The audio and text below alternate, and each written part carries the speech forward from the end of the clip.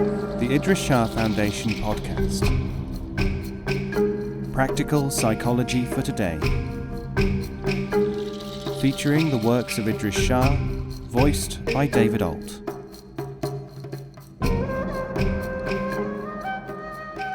Welcome to the Idries Shah Foundation podcast.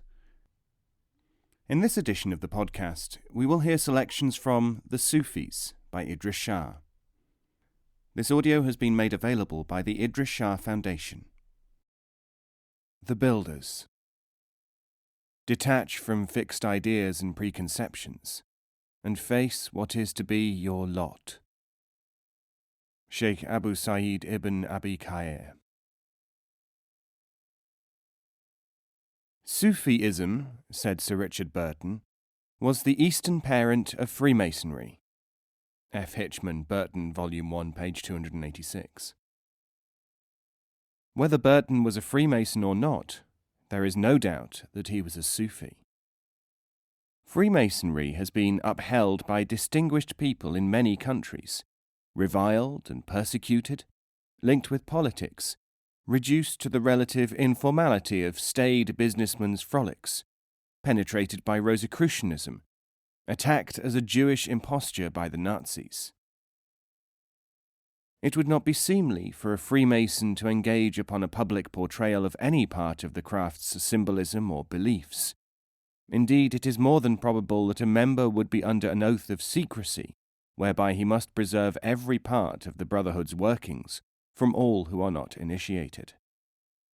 The source of material purporting to be Masonic for the non-member, therefore, is bound to be fairly one-sided, the inner workings of Masonry provided by renegades, and probably by opponents of the craft. When a study is made of all available literature purporting to contain Masonic secrets, certain definite outlines appear, which might justifiably be considered to form a reasonable amount of true information on the no smoke without fire principle. Be that as it may, what interests the Sufi is the fact that out of the material which claims to be partially or wholly Masonic, a very great deal is at once seen to concur with matters of everyday Sufi initiatory practice.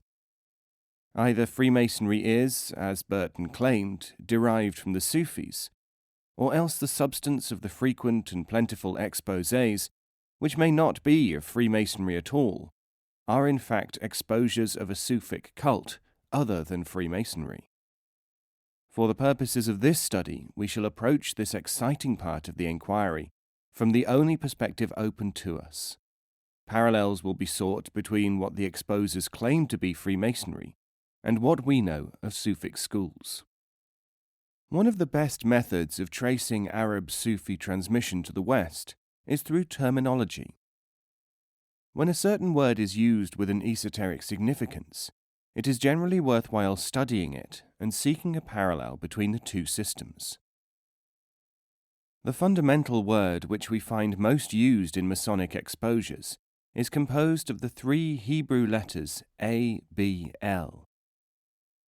Transliterated into Arabic letters, this word proves to be the password of the Sufi society called the Builders, al-Bana, and the Arabic word for Mason is also al-Bana. Far from ending here, the parallels are only just beginning. As in the case of the troubadours, TRB, Arabic root, the Builders, first said to have flourished under this name in the 9th century, chose this triliteral word with care, searching the dictionary for a term which would embrace as many aspects of their organization as possible. The result, analyzed by inflecting the Arabic root in the normal manner, provides this list of characteristics of the school. ABL is monk, sexton, etc., hierophancy. ALB, to gather people together, grouping. Laba, to stop, to halt at a place. Bala, to give a thing, to be beneficent. Bal, heart, mind, attention, state, boldness, welfare. Even without other information which exists about this Sufi school, we can already glean something of their organization and objectives through this breakdown of their secret word. The first word intimates initiation, the second the congregation, the third the stages of the path of the Sufis, the fourth the giving of love and charity, which was their means of expression, the fifth various aspects of their activities and training. Why was the word written in Hebrew and not in Arabic? Some late hand has reshaped the Arabic origins of the craft into a form more acceptable to people with a Judeo-Christian tradition, and we can safely assume from the published materials that it was to just such a community that the modern form of Masonry as we know it in the West was addressed. To the Sufi builders, these three letters symbolized three meditation postures. The Kufic letter Alif was the kneeling position. Dhul-Nun Mizri, one of the greatest Sufi teachers, is believed to have formulated it in this shape. It became powerful in Turkey during the 16th century. Western writers say it is strangely like the Masons. It was illustrated by a set square, a primal symbol of the Masons. In Arabic, again, the word square is RBA, which summarizes meditation very well in its alternative meaning of waiting, restraint.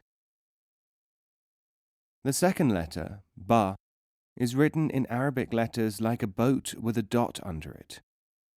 This forms a fairly passable diagram of its symbol, the level, also used in Masonry. This conveys the emblematic meaning of prostration and concentration. The final letter, Lam, is likened to a rope. In shape, it is very much like a hook or curving piece of rope. It means to the builder, the rope which binds all in union. There are, according to the Sufis, 99 divine names or attributes. The development of the effect of all these names produces the complete individual. The 100th name is a secret, and becomes known to the seeker only when he has become imbued with the spirit of the others. The number 33 is used by the builders to denote 1/3 of the total training system which produces the first grade of enlightenment. In the numerical system of the Arabic alphabet, where every letter has a number, 33 provides 30 is the letter L, 3 is the letter J. This is the only way in which the number can be split up by this system. If the letters L and J are then considered to spell a word, they constitute the password or initiatory meaning of the first third of Sufi enlightenment. Is there a word LJ or JL in Arabic? Indeed there is. There are both. LJ spells flame, and Sufistically stands for illumination, the burning desire of love. JL spells illustrious. The flaming sword, which is reputedly a Masonic emblem, is used by the builders to correspond with this meaning, the 33 names. What of the 100th name? This, strange though it may seem, seems to be the now corrupted original of the strange G-like symbol found within the Masonic star in items of regalia. In the cult of the builders, this G is the Arabic letter Q, which it closely resembles. In colloquial Arabic, the Q sound may be rendered, especially by non-Arabs, as G. The tendency is more marked still in some countries which use Arabic words, but themselves lack the guttural Q sound. And Q stands for the secret, the final element. In the same Arabic letter-number notation, Q is equivalent to the number 100. This method of codes within codes, and using letters and numbers to convey matters which only the initiated understand, is characteristic of dervish poets. And since it occurs in too many particulars for it to be mere coincidence, the Masonic usage and the Sufi one are identical. Take the matter a stage further. If we add the letter Q, the hidden power, to the three-letter word ALB, eliding the letter A, in Arabic we have a further panorama of hidden meanings. Kabul, beforehand, first, prior, primacy of the cult. Laqb, title, honorific, the distinction of the cult. Qalb, heart, Sufi symbol for contemplation and inner metaphysical contact. The Arabic word QLB is not confined in meaning to the form QALB, heart, which is one of its most familiar forms. In the Sufi sense, QLB is also considered to have the following meanings, all straightforward dictionary derivations of this triliteral root. Qalab, to turn a thing upside down, a reference to the Sufi dictum, the world is upside down. Qalab, to extract the marrow of a palm tree. The palm tree, as noted elsewhere, is the Sufi term for baraka, and the magic square of 15, which contains Sufi diagrammatic and mathematical material. The marrow is used in the sense of the essence, or vital portion. Qalab, to become red, applied to dates, the product of the palm, an allegory of the Sufi process later associated with the alchemical idea of the red elixir. Akhlab, to be baked on one side, used for bread in a special Sufi sense, denoting a part of a developmental process of transformation, analogized with turning one thing, dough, into what seems to be another, bread.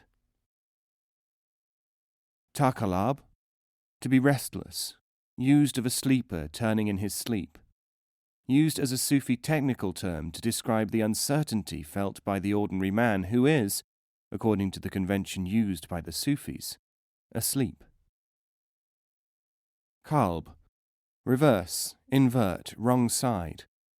This is also associated with moulding and a matrix, qalib, the formative apparatus. Qalb, heart, mind, soul, intimate thought, marrow, pith, best part. Also used in the compound phrase, Qalb al-Muqaddas, literally the sacred heart, meaning the part of mankind which partakes of the essence of divinity. And, whether by accident or design, the three letters QLB, when added together, according to Arabic notation, produce 132. This can be read as 32 plus 1 equals 33. But according to the builders, it is an intimation of the secret teaching passed on with great secrecy by one whose name, when calculated by the same method in Arabic, provides the number 33. And this is how they spell it. M is 40, H is 8, M is 40, M is 40, D is 4. The word spelled according to Arab orthography is Muhammad. We are now at the stage when the builders reveal that the Sufic law which they practice was a part of the secret teaching of Muhammad himself.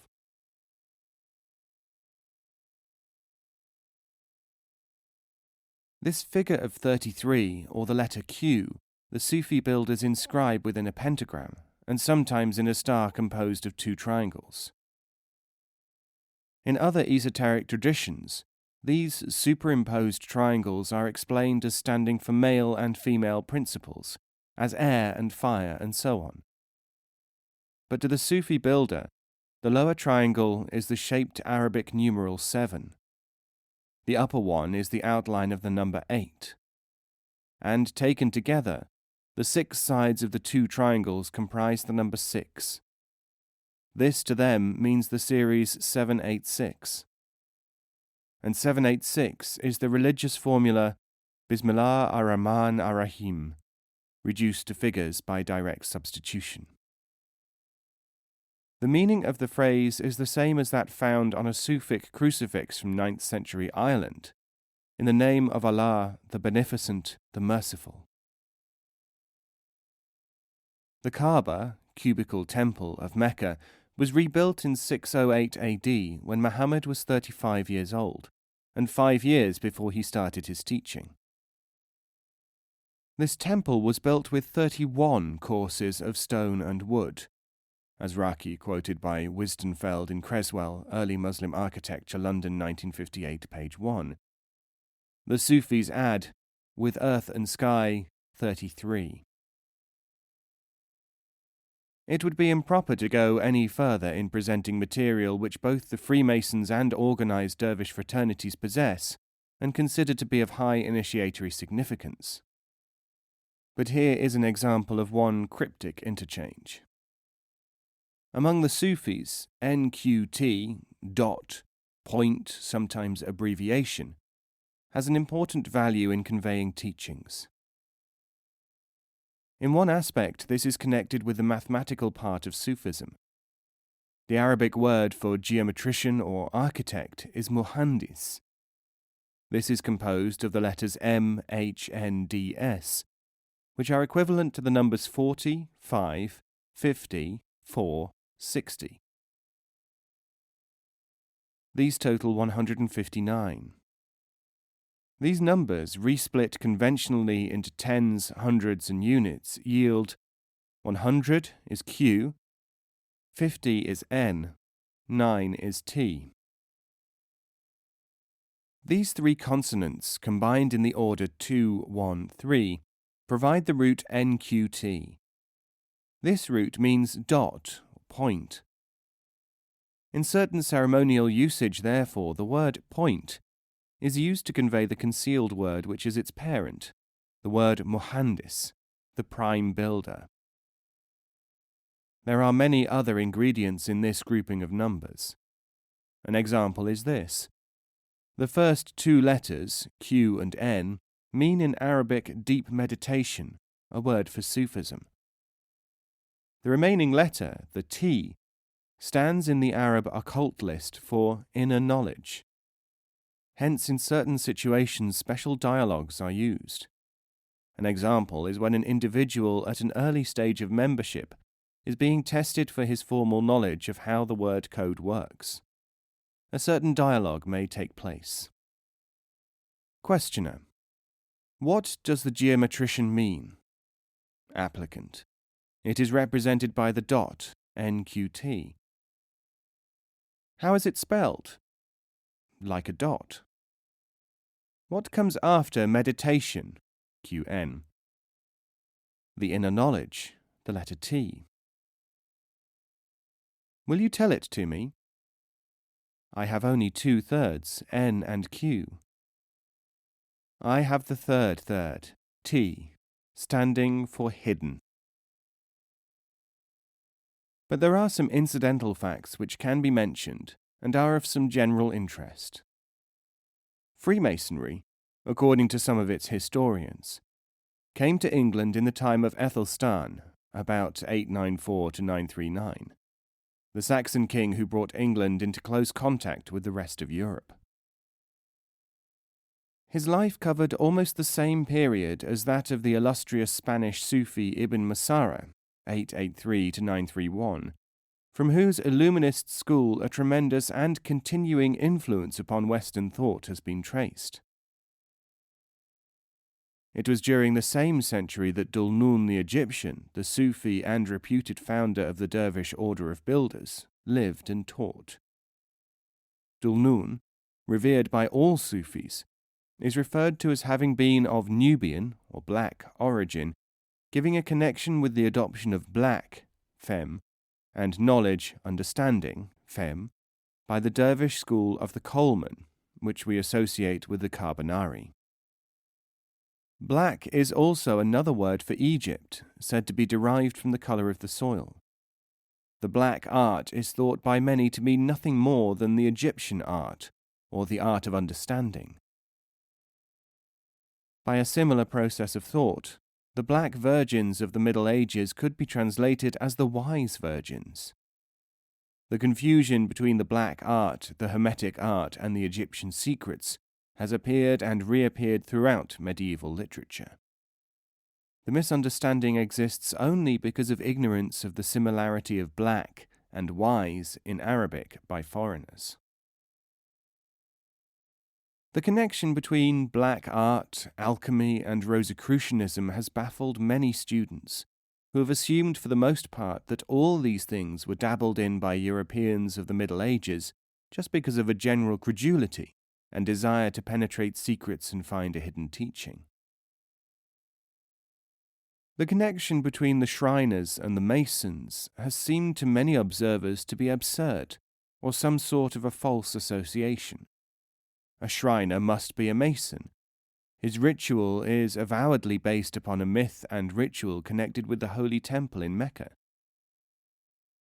What possible connection, it is sometimes asked, could there be between the Mecca Temple of the Muslims and the Temple of Solomon and its building?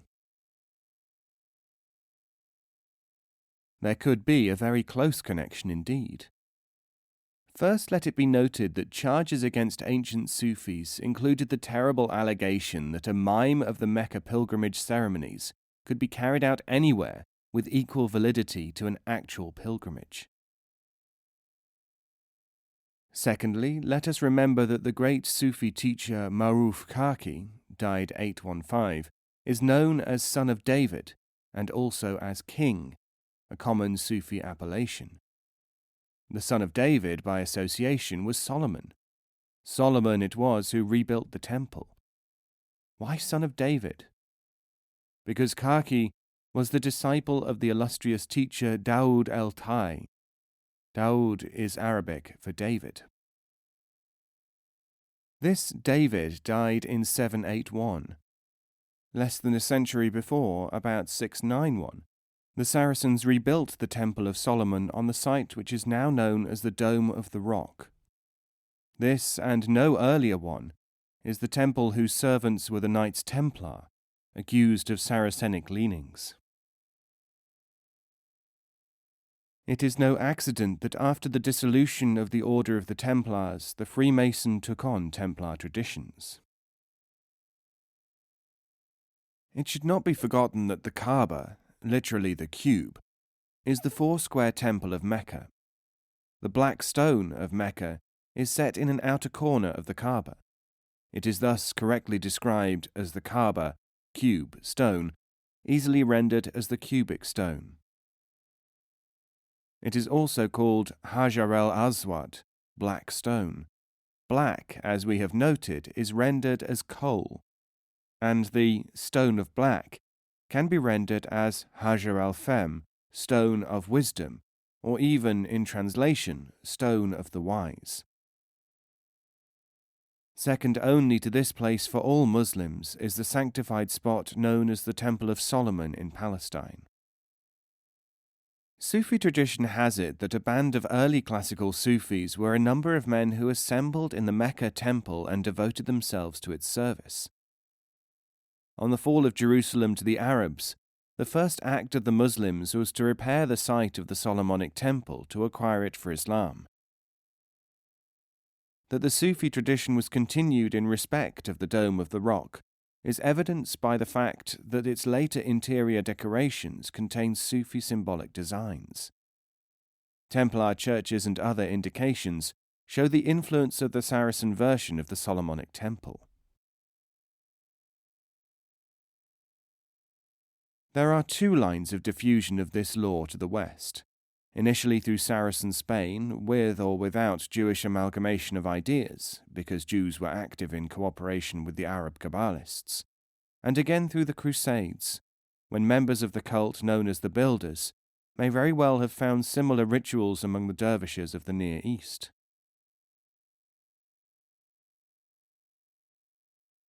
Finally, the darkness and light motif attributed to Freemasonry has dervish parallels so close that these alone would give one cause to wonder. The dervishes speak of light as truth, illumination. Black, as we have already noted, is associated with wisdom, being homonymous with it in Arabic, and white, too, stands for understanding. Knowing the true meaning of wisdom and light, of good and bad, of the real darkness of the ignorant is the central point in dervish activity. Sufis ultimately in this connection depend upon the light verse of the Quran, Surah 24:35, which says, "Rejectors' deeds are like darkness, darkness upon darkness. No light at all has he who has not Allah's light." This theme is taken up in careful detail by Ghazali, whom we know influenced all the scholastic West. He wrote a book on the subject of light and darkness, The Niche for Lights. The dervish use of the light and darkness theme carries on through the literature. A fair sample is in The Secret Garden of Shabistari, composed in 1319. The dervish path is dark in both worlds, yet it is but the gloom that on the horizon of the desert gladdens the wayfarer and tells the tents are near at hand. Within a day of darkness shineth light. Johnson Pasha's translation, the dialogue of the Gulshan-i-Raz, Cairo 1903, whether from Masonic or Builder sources, is not unknown in English literature. Pope, for instance, Dunciad, Book 4, could have been using a Sufi allegory when he wrote, "Of darkness visible so much be lent, half to show, half veil the deep intent."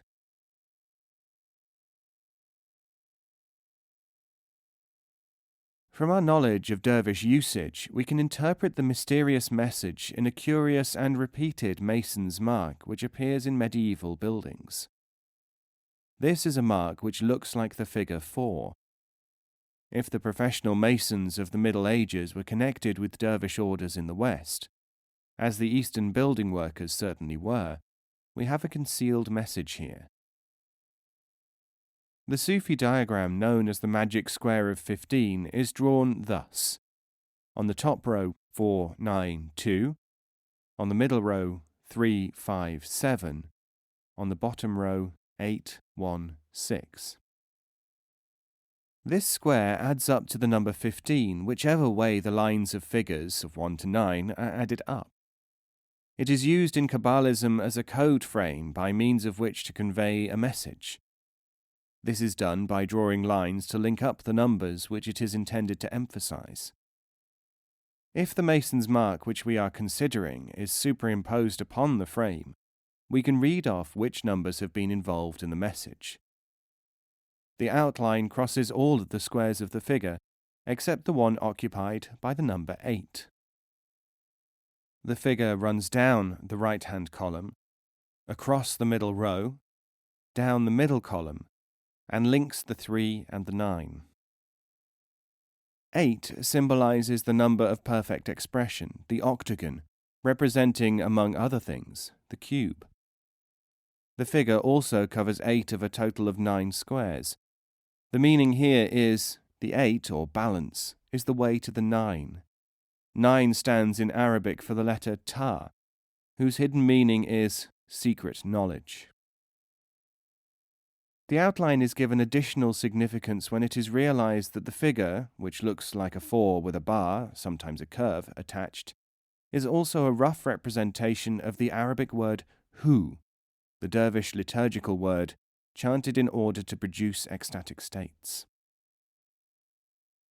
That the Masons are connected with alchemy through this sign alone is made more likely by the fact that this magic square has been found in use in China and commented upon by recent alchemical researchers, who there link it with both alchemy of the symbolic kind and the Taoist tradition. If further indications were needed, one could refer to the fact that this same magic square is used by Geber, the patron of both Eastern and Western alchemy, and, as Professor Homeyard remarks, also used by the Sufi society, of which Geber was a member. Far from an irregular and haphazard collecting of mysterious and unconnected lore, the alchemists, Freemasons, Rosicrucians, Carbonari, and others were almost certainly intermingled, because of the Sufic symbolic constituents in their original or early objective, the development of human consciousness.